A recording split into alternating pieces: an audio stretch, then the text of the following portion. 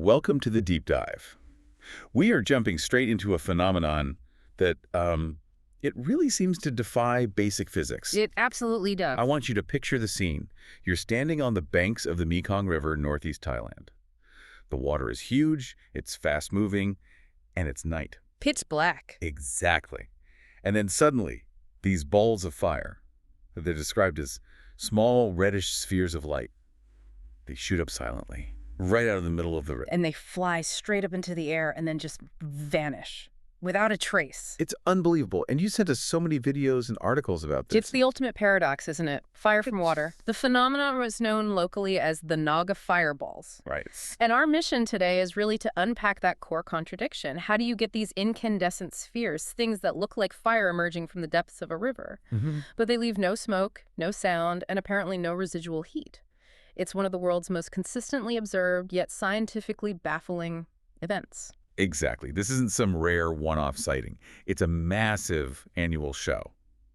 So let's start there. With the observable facts, we need to get a sense of the sheer scope of this thing. The scale is essential. This is not a handful of sparks seen by a couple of people. No. The main viewing areas along the Mekong, places like Nong Khai, they draw hundreds of thousands of spectators every single year. So there's extensive documentation. Videos, government surveys. Oh, absolutely. And here's where the mystery really tightens its grip. The timing. Okay, the time. This isn't just a seasonal thing. The fireballs appear with just extraordinary precision every year on the same night. The same night. The night that marks the end of the rainy season. It's a festival known locally as Okfanza, which concludes the 3-month Buddhist Lent. Wow. So it's tied to a specific calendar date, a religious date. That regularity is the primary reason why all the simple, random scientific explanations they fell right out of the gate. Okay, so let's get into what they actually look like, their behavior. Right. So witnesses describe them as spark-like, usually about the size of a pea, sometimes up to a grapefruit. That's a big range. It is. They typically appear after sunset. Sometimes you'll just see one or two. Other times, dozens, even hundreds in a single night. And it's the trajectory that gets me.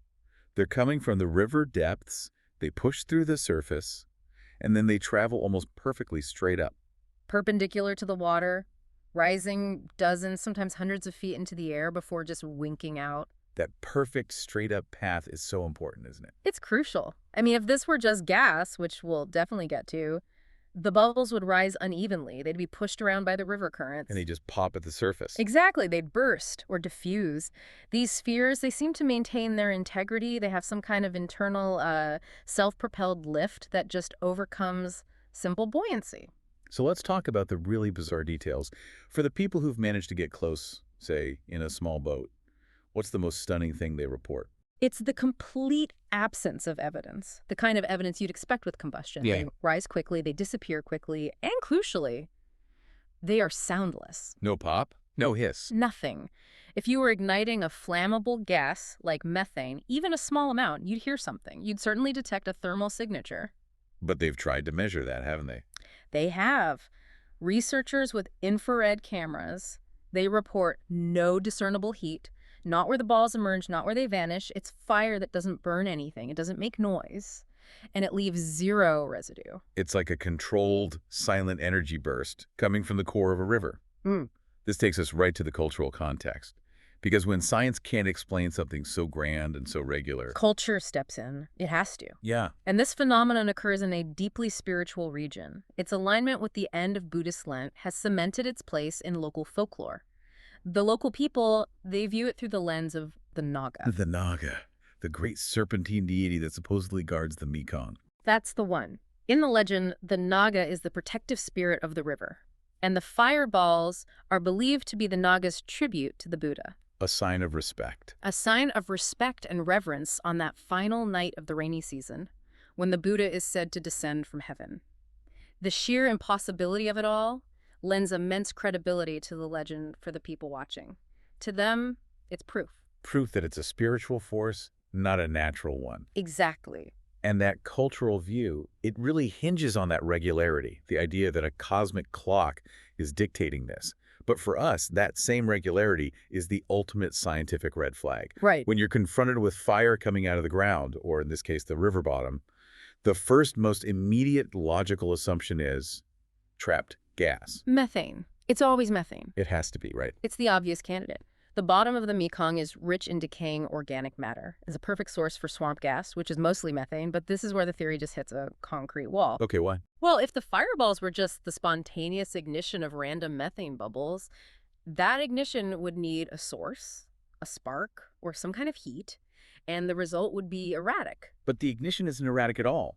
The timing is almost perfect. Precisely. Random pockets of gas don't adhere to a liturgical calendar, and methane needs to reach a pretty high temperature to ignite in air. There's just no known natural mechanism in that specific environment to provide a self-sustaining ignition source right on cue every single year. Let me push back on the trajectory point, though. Yeah. Because what if the gas wasn't from a random spot? What if it came from, I don't know, a specialized geological formation, a hydrothermal vent, or some kind of narrow fissure? Couldn't that channel the methane and give it that organized path?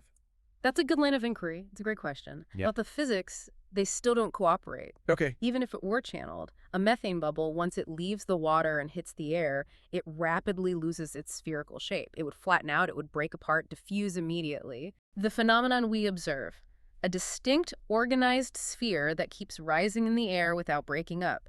It strongly suggests a substance with unique physical properties, something that's actively resisting diffusion. So methane fails on 3 counts. No reliable ignition source, the perfect timing, and the organized shape and trajectory. It just doesn't add up. So let's move on. What other scientific explanations have been thrown at this? Because scientists have tried really hard to solve this. Oh, they have. Once methane is ruled out, you move into more exotic chemical theories. One theory, which is often cited as the most plausible candidate, involves phosphine gas. Phosphine. Okay, tell us about that. So phosphine, or more likely its highly volatile cousin, biphosphine, is produced during the anaerobic decomposition of organic matter, just like methane. But the key difference is that diphosphine is pyrophoric. Pyrophoric, meaning? Meaning it self-ignites instantly on contact with oxygen in the air. Ah, so you don't need a spark. You don't need a spark. You don't need heat. And the combustion can be rapid, sometimes smokeless, and relatively low heat compared to something like methane. That sounds like a breakthrough. It solves the ignition problem and the lack of smoke or intense heat. It does. So why isn't this the definitive answer? Why aren't we done here? Because it's the strongest chemical explanation, yes, but it still fails the test of that astronomical consistency. The timing. Always the timing. We know that phosphine and diphosphine can be produced in riverbed conditions year-round. So if that gas is constantly being made, why does the phenomenon only happen on that single specific night of Okfonsa? So the mystery just shifts. It's not what is burning, it's why the ignition mechanism is so perfectly regulated by the calendar. Exactly. And scientists have had to create these incredibly specific environmental conditions to try and save the phosphine theory. Like what?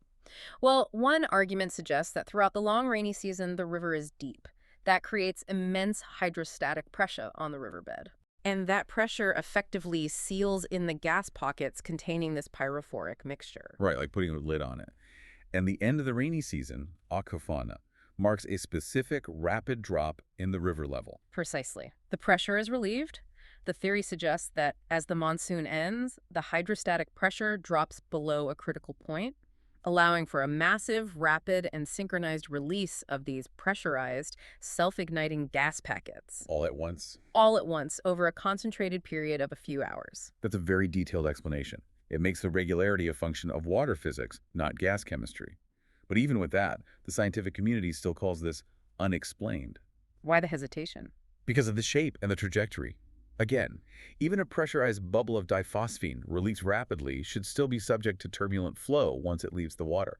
It shouldn't hold that perfect straight rising spherical shape high into the air. And the numbers don't add up. The sheer volume of gas you'd need to create the thousands of fireballs seen in a single night is just. It's difficult to reconcile with the known natural production rates in a dynamic river environment. Okay, let's quickly address the elephant in the room. Human interference. An audience seeing videos of this for the first time, it's easy to assume it's just flares, or fireworks, or maybe tracer rounds from across the border. That theory is frequently raised, and you can understand why. It's a festive atmosphere on that night, but it's been conclusively defeated by multiple lines of evidence. How so? First, the witnesses. They consistently report the spheres originating far from the banks, often in the very middle of the river, which can be up to 1,000 yards wide. Too far to throw something or shoot something accurately. And second, researchers have actually located and identified the regions where the fireballs emerge. They're far outside the zones where you'd have easy human access or boat activity. And tracer rounds or flares, they don't rise silently. And they definitely don't disappear without any kind of smoke trail or fragmentation. Correct. The observed physical characteristics just don't match known pyrotechnics or gunfire. The phenomenon remains definitively rooted in the river itself. Okay, so let's synthesize this. We've dived deep into a phenomenon that is basically defined by its scientific contradictions.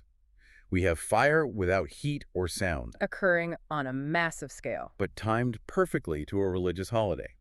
The best chemical theory, phosphine, it addresses the combustion issues, but it still struggles to explain the timing and the perfect organized structure of the spheres. And the takeaway for you is that the Naga fireballs really highlight the limits of our environmental monitoring. We have this powerful, repeatable natural mechanism operating in a huge river system that we can observe perfectly, Yeah, but we lack the necessary data or maybe even the theoretical framework to connect the chemistry we know to the physics we're seeing. The river itself is acting as a natural, highly complex timing device. and that persistence is the core fascination, isn't it?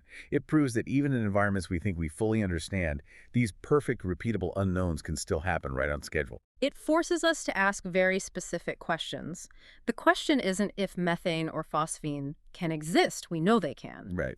The real question is, what specific, highly specialized, naturally occurring mechanism, be it chemical or electrical, can perfectly sync itself to the river's rapidly changing pressure and temperature to create a massive, synchronized release of self-igniting gas, and do it without leaving a trace of heat or sound every single year? It's the perfect clock, hidden under the water, just waiting for the exact moment the monsoon stops.